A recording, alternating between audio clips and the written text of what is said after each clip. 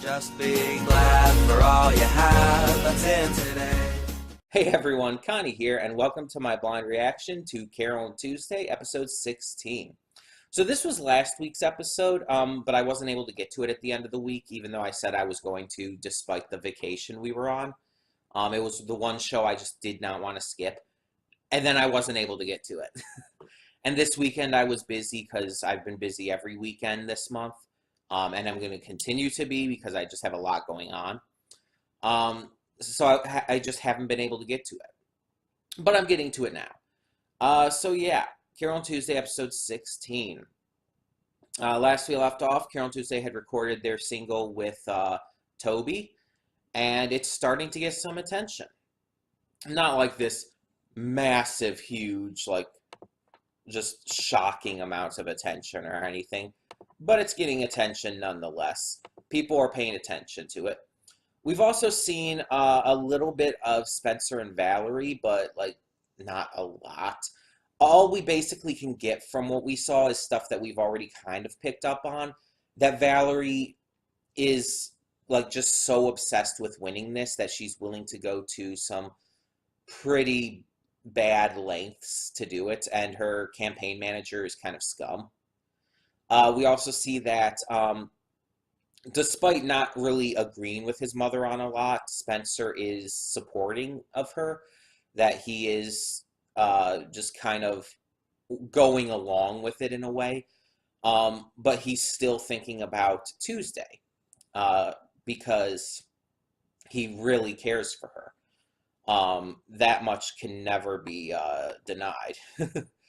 We also had last time this one other guy who I'm trying to see if I can find his name real quick. I'm not seeing it. I'm not going to search forever. But he was a former like legendary musician who kind of had this like very soft poppy music.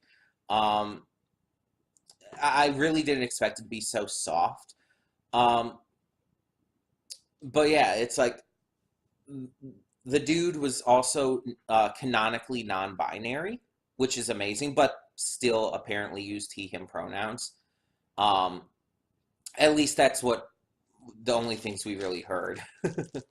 But canonically non-binary because he even said that it was because of the Martian androgyny, which is something we had heard about before a couple times. Basically, the environment on Mars can cause some androgynous physical changes to a person. And because of it, this dude felt like he was kind of in this transitional period gender-wise. And it's like really cool. This show has had a lot of amazing LGBT representation. Like we have a trans woman, we've had a lesbian couple, a very, very, very likely second lesbian couple with Carole and Tuesday themselves. We have a non-binary person. And I like that it's not just like, oh, we have a gay couple in here. No, they actually have some really good representation just all around. And you could say we do have another lesbian with Sybil, whoever the creepy ass stalker chick's name was again. I think it was Cybele or Sybil, from Mars Brightest. But yeah, it's like we've had all of this great representation. So many shows will just do, again, a gay couple or a lesbian couple. And that's fine as long as they handle it right. Like Yuri on Ice, for example. It's just like, oh, there's a lot of gay. A lot of gay. Not only is it very obvious about Yuri and Victor, but there's some stuff with Yurio and the other dude as well, whose name I can just not think of at the moment. And there's just a lot of characters who are coded as gay, even if they're not technically canonically confirmed to be. And various other shows do that kind of stuff as well. Just have a lot of like gay men or women. but not many shows go with transgender characters. Um, I mean, there was Wandering Sun, which I still haven't finished and still need to, by the way. There's Wandering Sun, which definitely goes into the transgender side of things, which is great and all. Um, but that's kind of the exception. It's few and far between. You almost never hear about non-binary characters in anime, at least. Like, I mean, obviously you have Stevani and Steven Universe, and live action shows, there have been a few with non-binary characters, but like with anime, you just don't really hear about like that kind of thing. And honestly, in a lot of media, that is kind of skipped over in comparison to like gay guys and lesbian women. Um, so yeah, it's just it's kind of disappointing. And for this show to go there and to have just all this representation, a trans woman, a non-binary person, lesbians, and it's just like there's just so much, and it's all being portrayed as healthy. It's all being portrayed in a very positive light. Like this dude from the last episode. Nothing about him being non-binary was at all shown to be negative. No one had any issue with it when he mentioned it. Um, it's weird to keep calling him he because again, I believe they used he him pronouns in the episode. But still, it's like you're non-binary. You're admittedly non-binary, and I'm used to calling non-binary people they, using they them pronouns. Um, but but yeah. Either way, it's just great to see all of this healthy representation, and really, I think it's a good time for that too.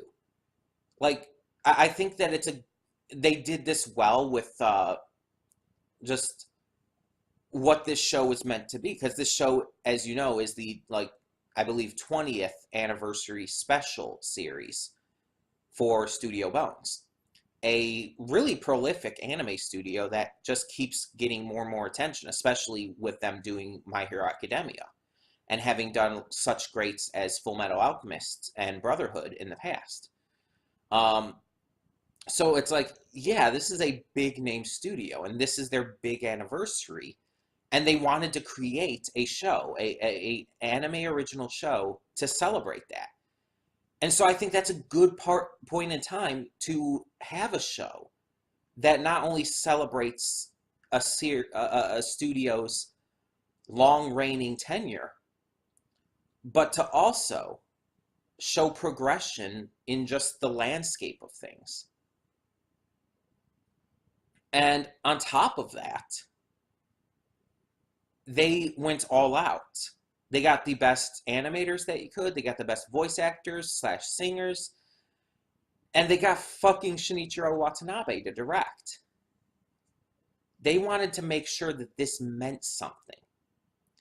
And I'm very certain that when the writers, whoever was writing this, I'm not exactly sure, was putting all of this in, and they were all working together to put all of these LGBT plot threads in, I'm sure that they understood they wanted to make it the best possible. They wanted to make it the most believable. They wanted to handle it the most respectfully. And honestly, I've seen quite a few shows and anime and stuff with LGBT characters and plot threads. As I've mentioned before, I do run a panel at conventions called LGBT Representation in Media. But this is honestly, I think, one of the best representations. Because again, it handles it so well. It's so respectful. It treats these people like human beings and shows that there is absolutely nothing wrong with this. And they treat it like it's a normal thing. Like, there was only 2 points where any of the surrounding characters were surprised. But then it was just kind of waved off, basically.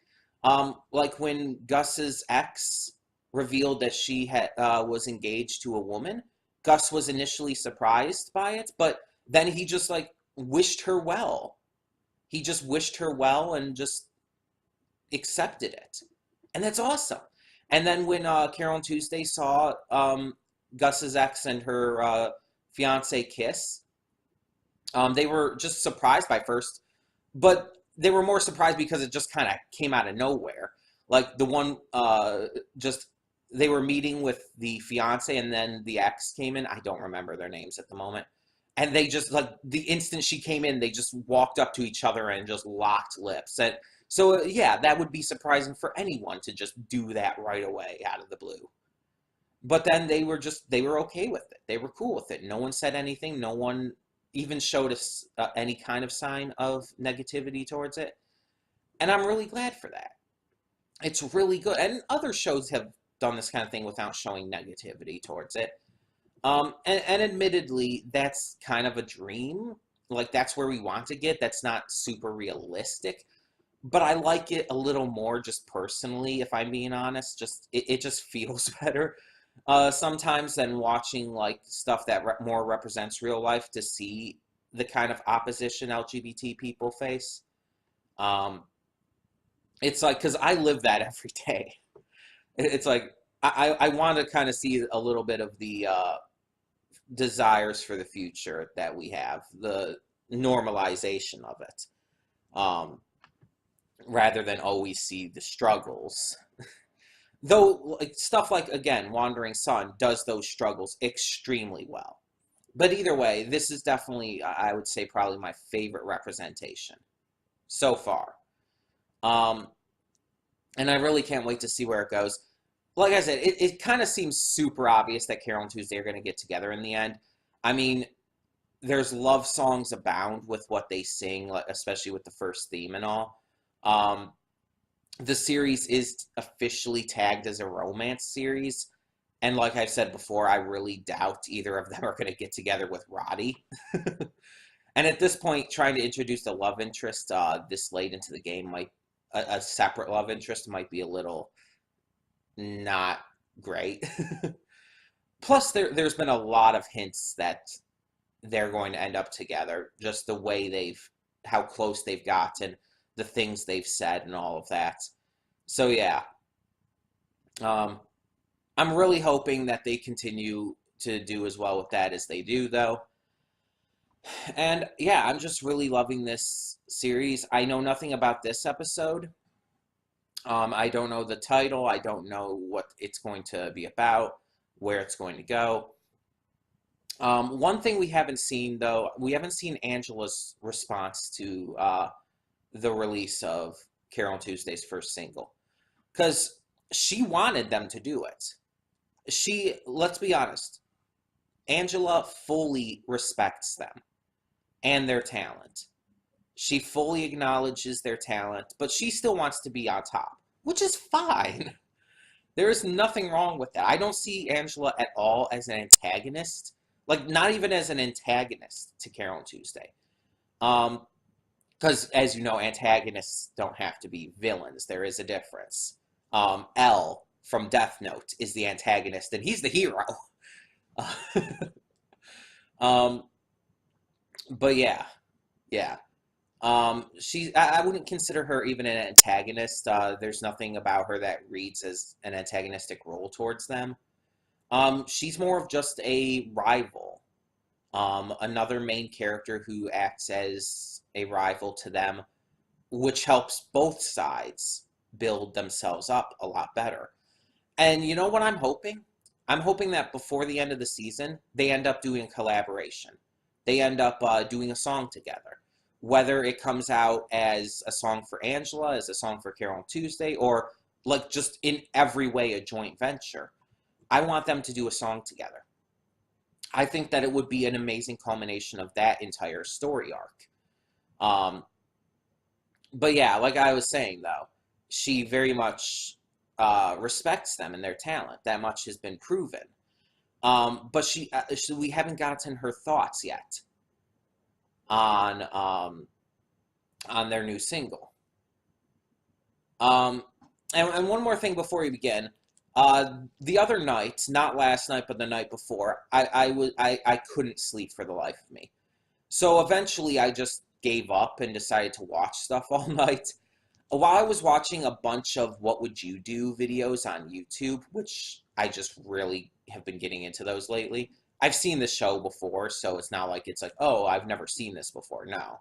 But I've just been getting really into watching those lately. But while I was watching a bunch of those, a notification came to me on YouTube, and the official Carole and Tuesday YouTube channel was running a live concert that I assume was from Japan. So I got to see a little bit of that. I watched a little bit of that, and yeah, it was Nai. I think in the concert, Selena Ann, who's the singing voice of Tuesday, pronounced Nai's name as Nai Bricks, which it's Nai BR /XX or something like that. So it's like, okay, I guess that's pronounced bricks, which I could see. It makes sense, but I never knew like how to pronounce it, I guess. But yeah, so I got to see them performing live, and yeah, they're good. Maybe not as good as on record, and everything, but they are very good. Selena Ann, for being a white girl, was really fucking fluent in Japanese. Like, she was speaking Japanese a lot during the concert and everything, the live concert, and she is super super fluid. Like, she wasn't hesitating at all. She had no issues. She didn't stutter through a lot of it. No, she was really knowledgeable. I think I heard something about like she lived in Japan, or maybe still does, or something like that. So that could explain why. Um, but yeah, they just did an assortment of songs. I assume it was only from the first half. I only think I heard songs from the first half. I think. Um, because they were talking about the album as well from the first half. And just a fun little fact, apparently apparently one of her songs that isn't a Carole and Tuesday song from the first half of the series, from the CD and everything, is, I can't remember exactly what it's called, but it's Galaxy something. It's by that one chick from Mars Brightest, the ethereal hippie chick. Who thinks she's one with, not even that she's one with the universe. She thinks she is the universe, or that the universe is singing through her, or something like that, like using her body to sing. Um, but yeah, it's Galaxy something, and it's like that's her favorite like non-Carole and Tuesday song, I guess, which is a really interesting choice. I nothing against that, just interesting. Like, I would have thought she'd choose an Angela song or something. I mean, again, I have no issue, but yeah. Um, either way, I'm getting off track and I'm rambling again. These pre-thoughts have gone on a little too long, so we're just going to get on with this. So when the screen fades to black, pause this redirect and go to the description below. Follow the link to the reaction, and after you watch it, come back here to the redirect and resume play.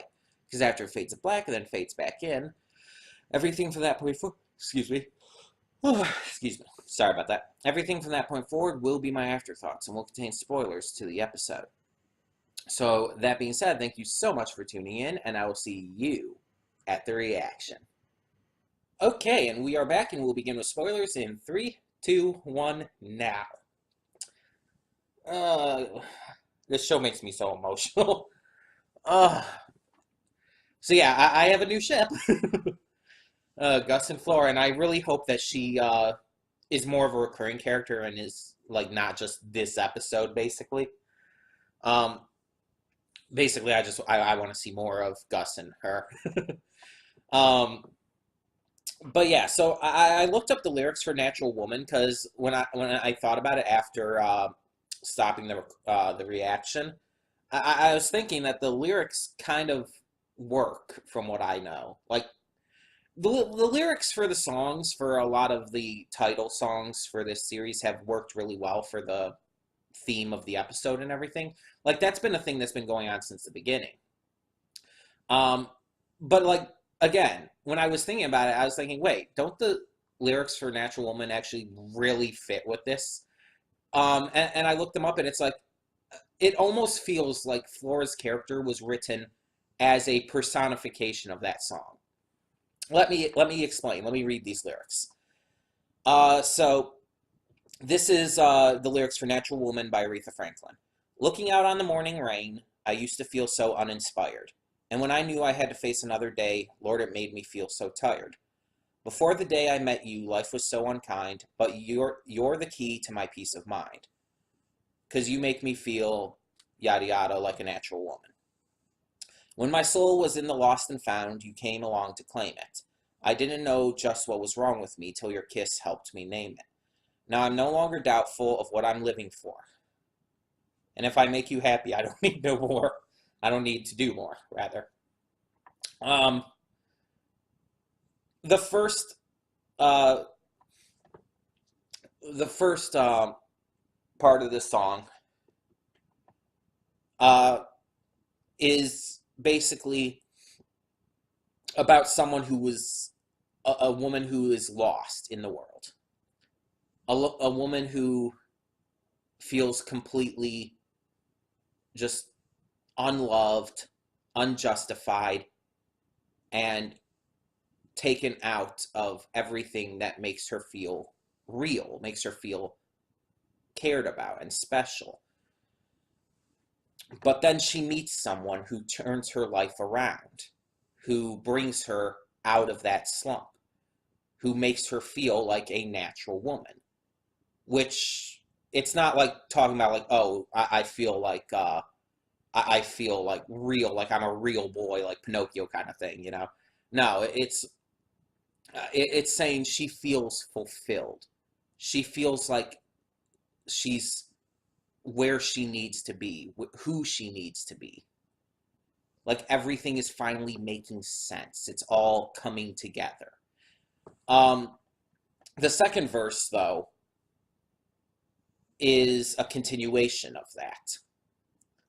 And it goes into these two coming together romantically, like till your kiss helped me name it.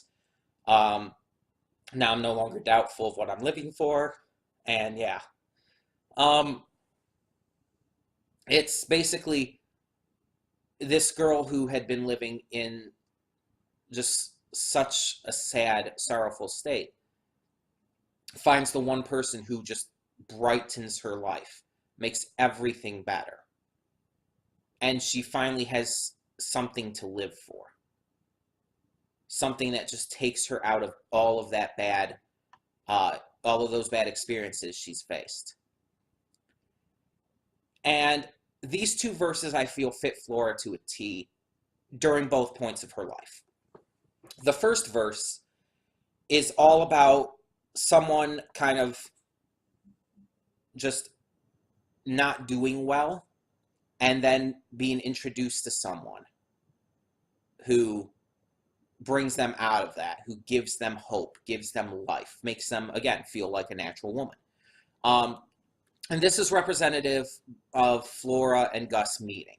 When they first met and everything, Flora was trying to get out of poverty. She was trying to become someone. And her goal wasn't just fame and popularity. She wanted to sing. She wanted to, you know, get out of her sad state and become someone to help herself. And Gus wanted to help her do that. He was kind of the person she needed to escape that life. And they connected. But then she ended up pushing him away. And this is where the second verse comes in, the current day. So at this point, she was lost. As the lyrics of Natural Woman say, when my soul was in the lost and found, she had become lost. She had fallen from grace, had been betrayed by her managers, by the record companies, all of that stuff you hear about in real life and all with singers and whatnot too. I mean, hell, just look at the entire incident with Kesha. with what happened with her producer and everything. I believe it was her producer, someone she was working in the industry with.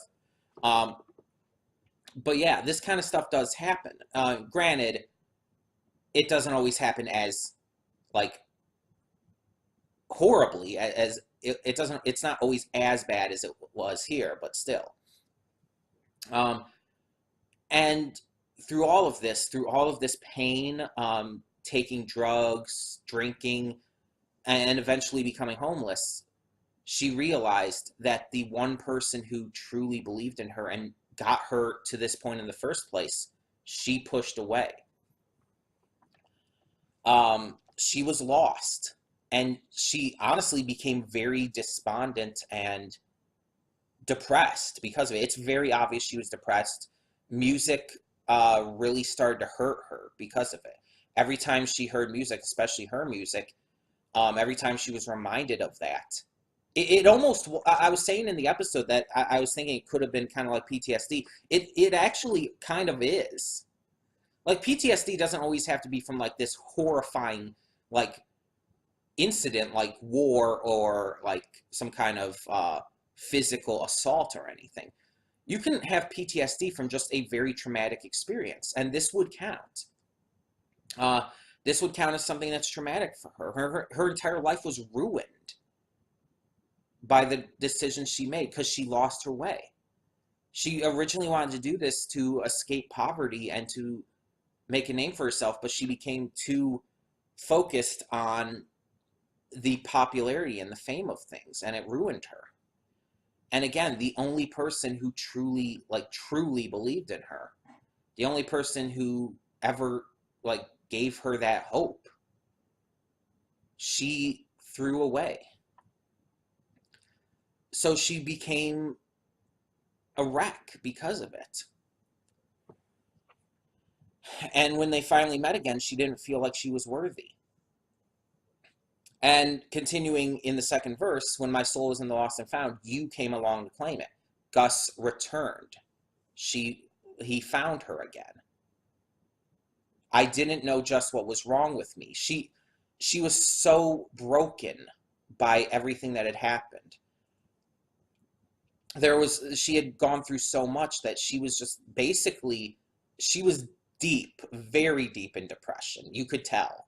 As someone who's had that, who's been through that, believe me, I could see right what she was going through.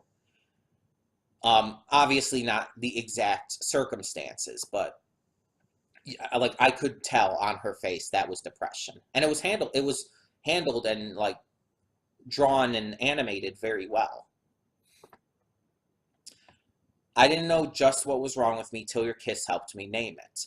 So this person who came back into her life, in this case Gus, and with Flora, helped her realize everything that was wrong with her and helped her come back from that place of darkness. Now in the song, it goes in with a kiss, but in the episode, this is represented by that last line. The flower you gave me back then was beautiful. Like, that is so, there's so much, when you think about it, so much romantic subtext between these two. But that alone, that is a very romantic line. Like, everything that had been built up, everything that had gone with these two characters in this episode, to kind of leave it out on that line, that's obvious that there's romance there. And that romance could be re-sparked. And I really hope it is. I don't think they ever actually had a thing. I think it was like more like they liked each other. But it never went anywhere because they were focusing on making her career and all. But moving on, now I'm no longer doubtful of what I'm living for. If I make you happy, I don't need to do more. Yeah, after having been in this state of depression for so long, after having been ruined by the people she thought she could trust, now that the one person she could trust, the one person she pushed away, is back in her life, she feels whole again. Like the literal hole in her heart, well, not literal, Well, I don't know why I said that. But the hole in her heart has been filled. The one person who truly believed in her, who truly cared for her, is back. And not only is he back, but he brought her to a concert where these two up-and-coming young singers are giving a loving, beautiful tribute to her. One that restokes her love for music. That is the best gift he could have given her. And I mean, here's the thing. Aretha Franklin, one of my favorite singers of all time. Natural Woman, Respect, some of my favorite songs of all time. I get emotional hearing those songs, especially with Aretha now passed. I get super emotional. When she passed away, I lost my mind. I was so distraught. To see her legacy live on in such a respectful, beautiful way as this series, this episode, this plot thread, it gets me emotional.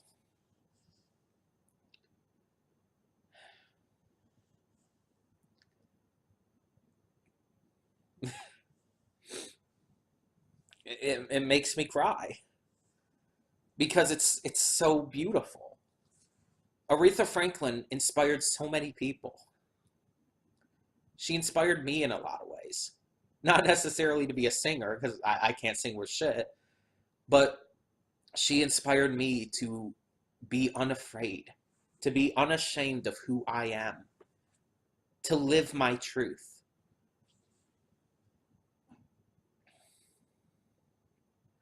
Her songs have touched me on an emotional level ever since I was young.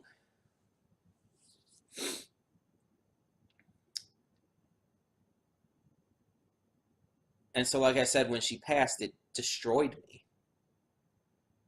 But when you see her legacy live on through things, and this goes for any artist or of any kind of media, when you see their legacy live on and be given so much respect, whether it's in another piece of media of the same kind through like a cover song or whatnot, or if it's through something like this. The writers clearly had a respect for Aretha.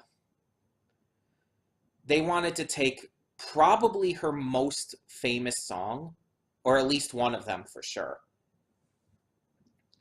and give a loving tribute to her while also telling a great story. They wanted to do something special here. They wanted to take the lyrics of that legendary song and bring it into the new age. Bring it into this modern era with a show that has just proven to understand music. Like, I'm not a musician. I can't like speak for musicians, but this show clearly has a deep passion for music. The people working on it care. The singers performing care. The director, Shinichiro Watanabe, clearly cares about music. And they put their all into this to make sure that we, the viewers, would care as well. Every episode is named after a song throughout history. And you bet your ass people watching this, whether they're currently watching or whether they're waiting for it to appear on Netflix at the end of the month, you bet your ass people people already are and are going to be looking up these songs. And these songs from all these different artists, including Aretha, are going to become a thing again. Maybe not the biggest thing, but they're going to become a thing again. People are going to share them around. People who have never heard them before are going to hear them. Music lives on because of this series. This series is great in terms of its story and characters alone, but it makes it even better by having so much care and effort put into the musical aspect. Like I said, it's very abundantly clear that the people working on it love music and want to share that with the viewers. And it's just fantastic. We also had a bit in this episode that focused on Angela. We see that Angela, someone she's working with, apparently wants to be her knight in shining armor, which is just kind of weird. That entire thing is always weird. But apparently she has a stalker. She's at her home, I guess alone. And she finds what I think was a stuffed animal torn to pieces with a message that said, "I'm your only knight." And here's the thing. Angela's a big name. She's been a big name in modeling and acting and all. And now that she's choosing to be a singer, she's going to be a big name in that. And unfortunate as it is, big names in any kind of media can have stalkers. And it's horrible. It's terrifying. Someone is following you around, watching your every move. They're trying to insert themselves into your life by any means necessary. They're obsessed, and it takes away your feeling of privacy, your feeling of just self-worth. It makes you just feel constantly anxious. I mean, I've luckily never had anything like a stalker, but I've known friends who have. I've had friends who have been stalked, whether because they've been famous cosplayers at conventions or because they've been in some relation to the anime industry. They're in the anime industry in some way, whether as a voice actor or whatever. I've had friends who have just been normal people and have been stalked around, which does happen. And it's like, it's terrible. It just gives you such a helpless feeling. And I never want anyone to feel that. And Angela is not a bad person. She's actually a pretty good person. She's a little hot-headed and stern, but nothing bad. So it's like there's no reason to like think she deserves this or want her to undergo this kind of shit. You feel sorry for her because the show has done nothing to make her, again, antagonistic, as I said before. And because of that, you feel sorry that she has to go through this kind of shit. And the problem with stalkers is if you meet them and you let them down too hard, or if they feel like you've let them down too hard or betrayed them or anything, they can get really violent and scary, like scarier than normal. And it can just go in such horrible directions. So it's like you kind of have to be careful with that too.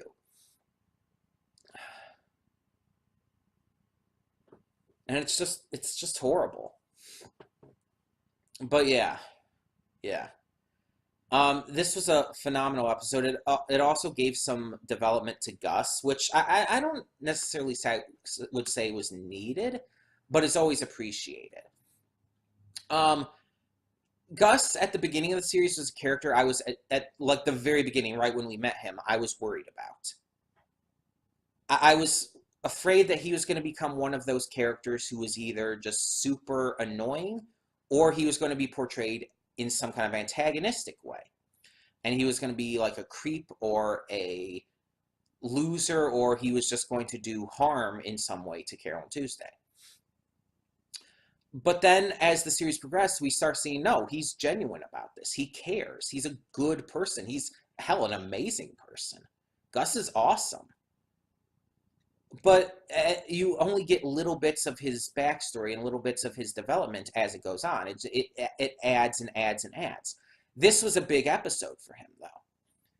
Like, we had heard in the past that he had worked with like a couple big names, but never really made it big himself. And I think he mentioned specifically that he actually worked with someone who really made it big, and but again, he didn't become big as well. And I think that this might be what it was talking about. This might be that person. And to get that backstory, to see how they met and how he was honestly betrayed by her, and how it shaped who they've become. Like, let's look at it. After Flora abandoned him, Gus turned to drinking. He put on a lot of weight. He ended up marrying someone. He found love and married someone, but they ended up getting divorced because they were just not meant for each other. And he became kind of a sad sack until he met Carole Tuesday. Meanwhile, Flora started off doing exceptionally well. She became the biggest singer of her time. But then everything started to go downhill very fast. All the people she was working with and working for betrayed her. And again, as I mentioned before, she turned to like drugs and alcohol, as we saw. She eventually became homeless. And she developed this PTSD-like fear of music. And became basically just a depressed, empty shell. And then Gus came back. They met each other again. This episode like really did wonders for Gus's character, but also did it in a believable way that works with her character as well, because her character builds into his. Because they're kind of opposites of each other if you think about it. Because again, they both started off from nowhere, but then after the deal was made, Gus went downhill until Carole Tuesday brought him back up, while Flora went uphill until the betrayals brought her down. And yes, she's coming back up again. She's on an upswing currently. That much is clear by the end of this, but it's still like they kind of contrast each other, which also helps drive both of their characters further. So what I'm saying is that I just feel like it was really exceptionally handled here. Carole and Tuesday themselves weren't actually the focus of this episode at all. Yeah, they had a good part to play, and they had they were the ones who had to perform the cover of the song, and that's great. That's all well and good, but this was not their song. Let's be honest, or their episode. This was Gus's episode, and that's awesome. That's great.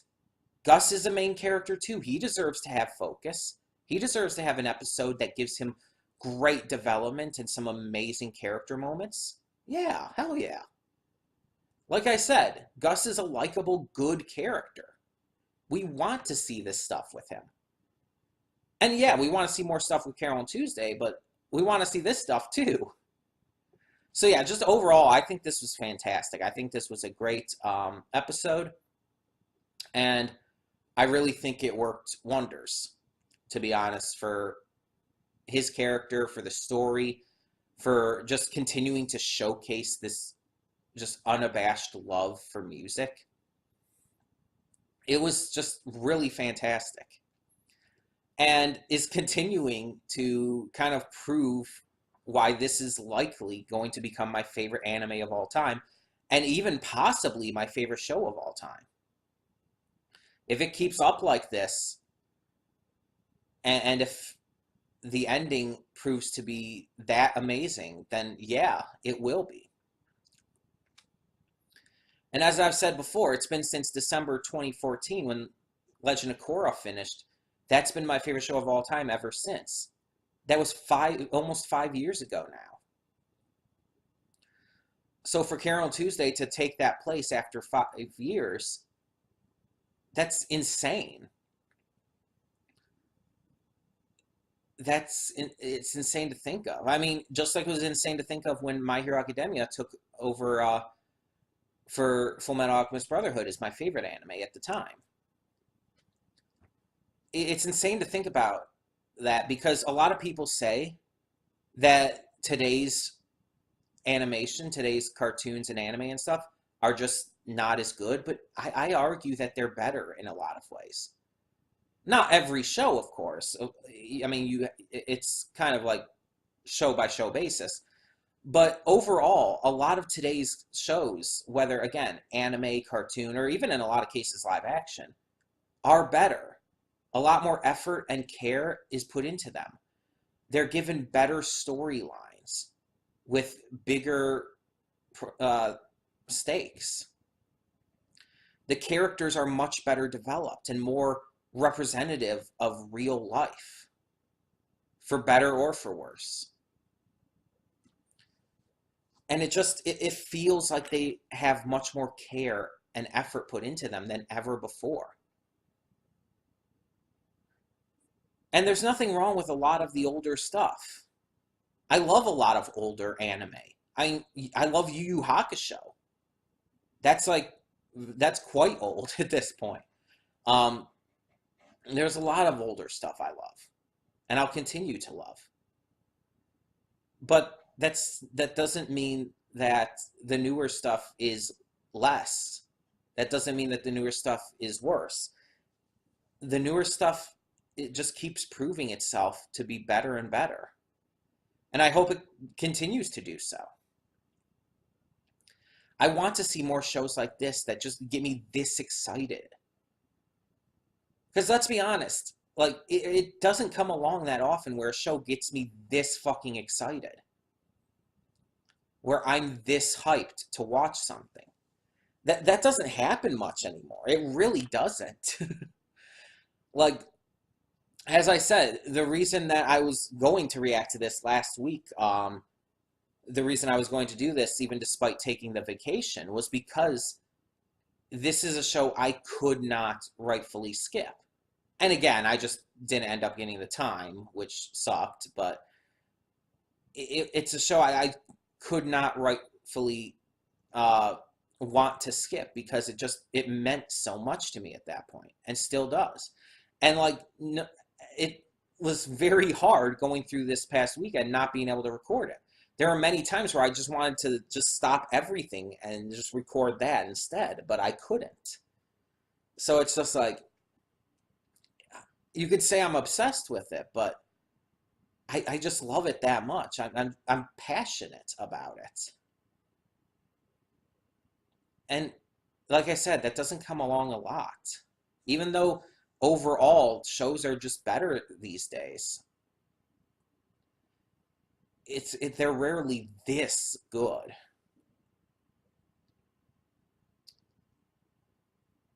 They're rarely this good. Hell, shows even in the old days were rarely this good. That's why I said that this could possibly take over my favorite show of all time spot. And I'm already going to say that it's already close. Like, if it doesn't, it's definitely number 2. Like, that's not even a question. It's already really fucking close. Meaning that this could actually surpass Legend of Korra for me by a lot. If it does the right things in the rest of these episodes. But I've been talking long enough. I could rant. I could go on with this forever. That's just, I just love this show so fucking much. Seriously, like, if for some reason if I had to cut down to only reacting to one show, right now, surprisingly enough, this would be it, even over MLP. If I had to cut down and only react to one show, this would be it. I'm not going to, by the way. I'm not saying that that's going to happen by any means. No.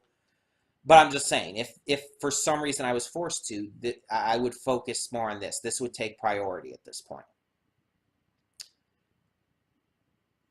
I can't get enough. But either way, like I said, I've been talking too long. I'm going to ramble on this now. Tell me in the comments below what you thought of this episode of Carole and Tuesday, and thank you so much for tuning in. For now, I'm Connie, and I'm signing off. See y'all next time. And though you've come through many obstacles,